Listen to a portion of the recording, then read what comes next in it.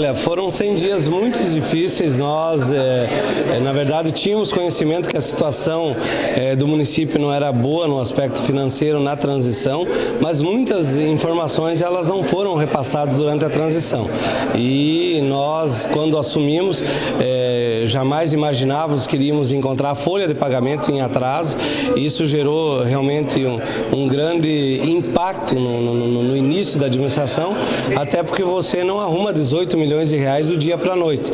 O mês de janeiro, historicamente, é um mês em que a arrecadação é menor e nós tivemos então que pagar não só a folha do mês de dezembro, como a própria folha do mês de janeiro, num curto espaço aí de 45 dias. E determinamos como meta, então, para os 3 primeiros meses, a regularização da folha.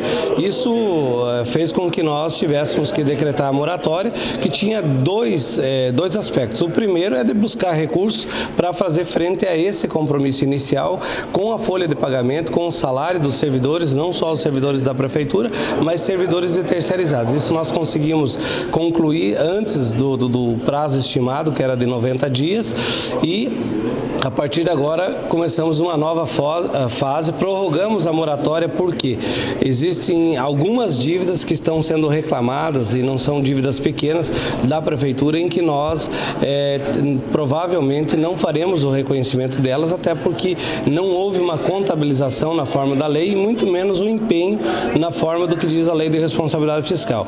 E nós, como estamos falando de valores vultuosos, nós preferimos estender a moratória por mais 45 dias, justamente para que pudéssemos definitivamente, no final da moratória, fazer um decreto pacificando a questão da dívida. Algumas delas nós já fizemos uma repactuação, como com a Previdência, em que havia 3 meses atrasados, nós parcelamos os 3 meses da gestão anteriores e mais 2 meses da nossa gestão, pagamos no mês de janeiro, um mês atrasado, senão não sairia certidão negativa, e fizemos um parcelamento em 60 vezes. Em relação aos fornecedores, também deveremos fazer uma repactuação ao final da moratória, propondo um parcelamento para que a administração possa, durante esse ano, recuperar o fôlego, se colocar em dia com os fornecedores e tocarmos em paralelo, pagando parte da dívida e as dívidas do dia a dia. O senhor acredita que em quanto tempo normaliza a situação, prefeito?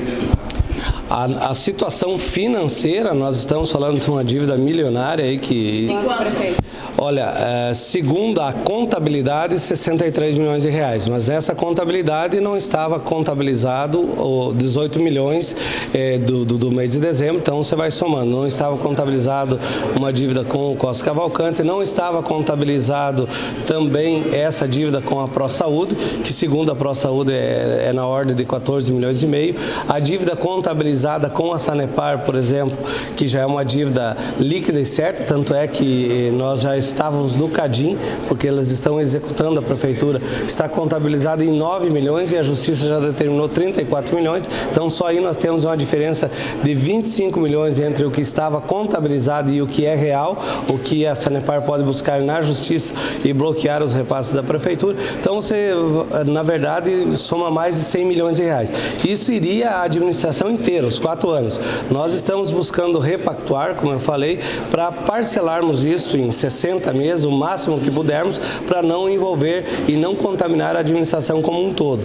Nós acreditamos que ainda esse ano é possível regularizar a situação administrativa e deixar a casa em ordem, mas vai o ano inteiro seguramente para nós colocarmos em dia essa pactuação financeira. Não é pagar as contas, é repactuarmos as dívidas vencidas e colocarmos a administração em condições de andar o dia a dia.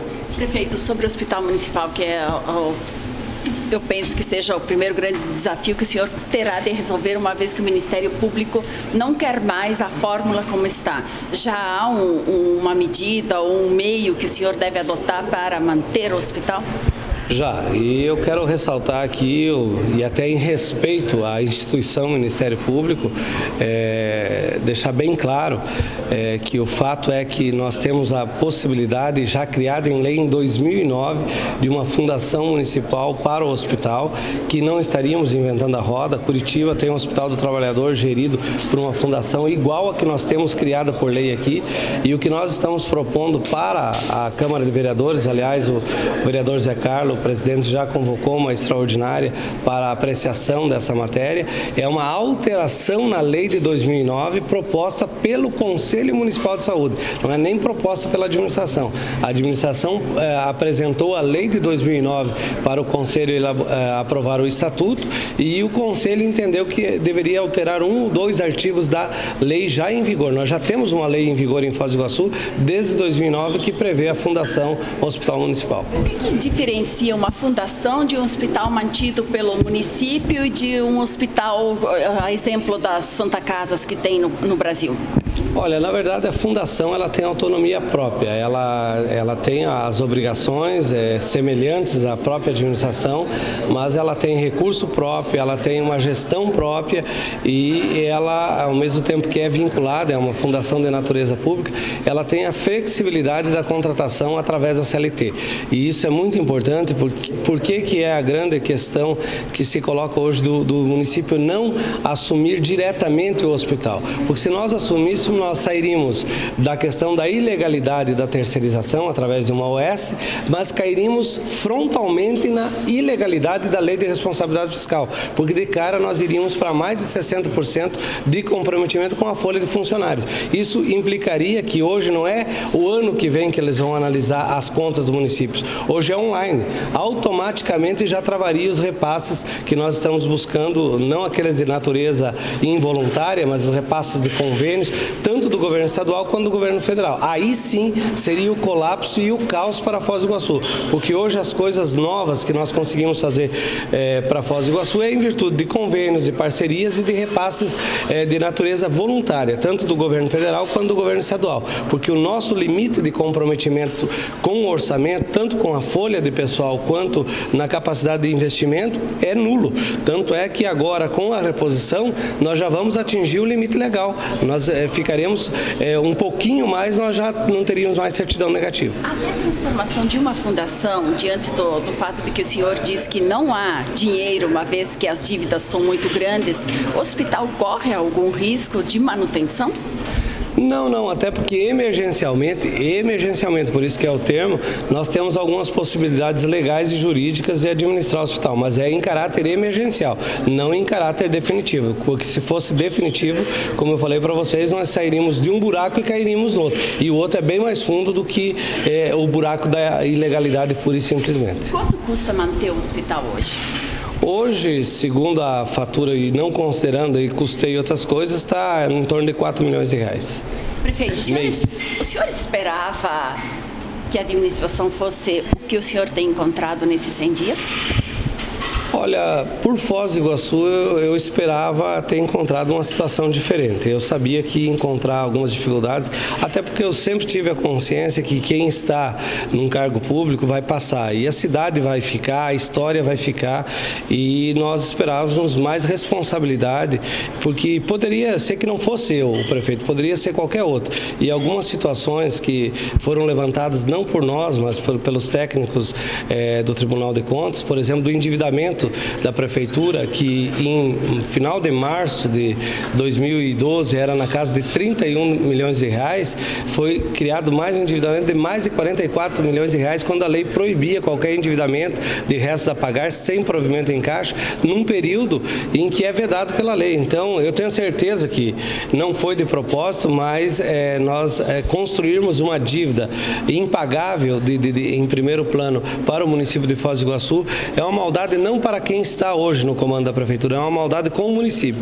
porque a possibilidade do colapso, principalmente nas parcerias, nos convênios e até na inviabilidade jurídica do município, pela não possibilidade das negativas, ela era muito grande. Eu diria que era quase 100% a possibilidade de logo nos primeiros 30 dias nós não termos capacidade de termos uma negativa, a capacidade de sequer podermos honrar com alguns compromissos que os recursos vieram, inclusive em conta vinculada, e não estão mais nas contas vinculadas para que vieram. O ex-prefeito agiu de má fé, na opinião do senhor? Eu acredito que não posso pessoalizar isso, mas eu acredito que foi uma série de questões que foram se acumulando e no final não foi mais possível corrigir.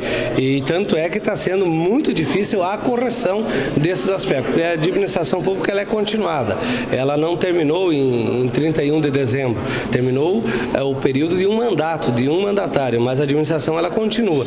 Então eu acredito que foi uma sucessão de questões que não observaram a legislação, como essa que eu falei, de aumentar o endividamento do município, quando a lei proíbe, depois do mês de abril do ano da eleição ou do final do mandato, contrair novas dívidas sem que você possa deixar dinheiro em caixa. Isso foi constatado aqui em Foz do Iguaçu. Eu acredito que, na verdade, foi deixando a coisa acontecer e ficou muito irreversível no final da administração. Prefeito, a situação continua. A recuperação de ruas e avenidas, principalmente, a Costa e Silva, por exemplo, não tem uma programação urgente? Ela está dentro de um pacote de obras que nós estamos fazendo, não só a Costa e Silva, como uma parte da JK, e nós já estamos licitando emergencialmente agora uma questão do tapa-buraco.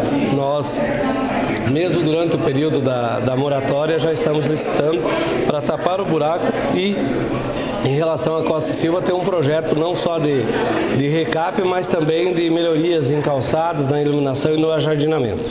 Prefeito, e a questão do lixo, como é que vai ser resolvida após esses 120 dias? Vai ser resolvido da forma com que a lei prevê, através de uma licitação pública em que definitivamente a empresa que ganhar vai fazer esse serviço através da concessão pública.